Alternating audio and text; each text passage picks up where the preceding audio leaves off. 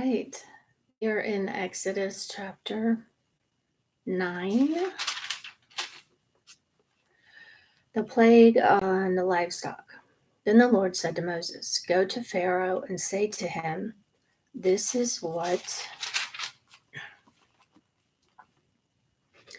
the Lord, the God of the Hebrews, says, let my people go so that they may worship me. If you refuse to let them go and continue to hold them back, the hand of the Lord will bring a terrible plague on your livestock in the field, on your horses, donkeys, and camels, and on your cattle, sheep, and goats. But the Lord will make a distinction between the livestock of Israel and that of Egypt, so that no animal belonging to the Israelites will die. The Lord set a time and said, tomorrow the Lord will do this in the land. And the next day the Lord did it. All the livestock of the Egyptians died, but not one animal belonging to the Israelites died. Pharaoh investigated and found that not even one of the animals of the Israelites had died. Yet his heart was, I might need to use my magnifying sheet. His heart was unyielding, and he would not let the people go. The plague of boils.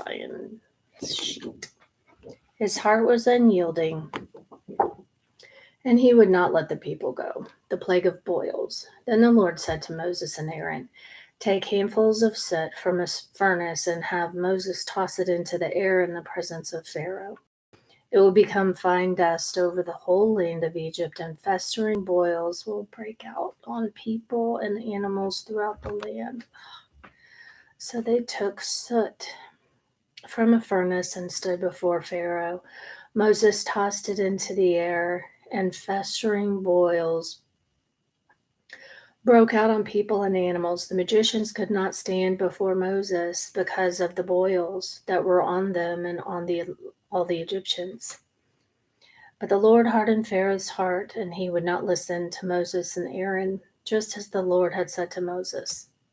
The plague of hail. Then the Lord said to Moses, get up early in the morning, confront Pharaoh, and say to him, this is what the Lord, the God of the Hebrews, says, let my people go, so that they may worship me. Or this time I will send the full force of my plagues against you and against your officials and your people, so you may know that there is no one like me in all the earth. For by now I could have stretched out my hand and struck you and your people with a plague that would have wiped you off the earth. But I have raised you up for this very purpose, that I might show you my power has ever fallen on Egypt from the day it was founded until now.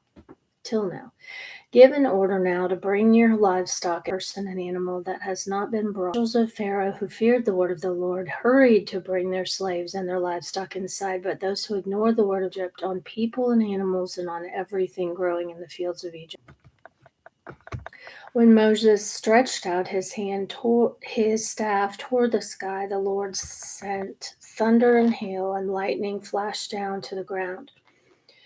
So the Lord rained hail throughout Egypt. Hail struck everything in the field. The Lord is in the right, and I and my people are in the wrong.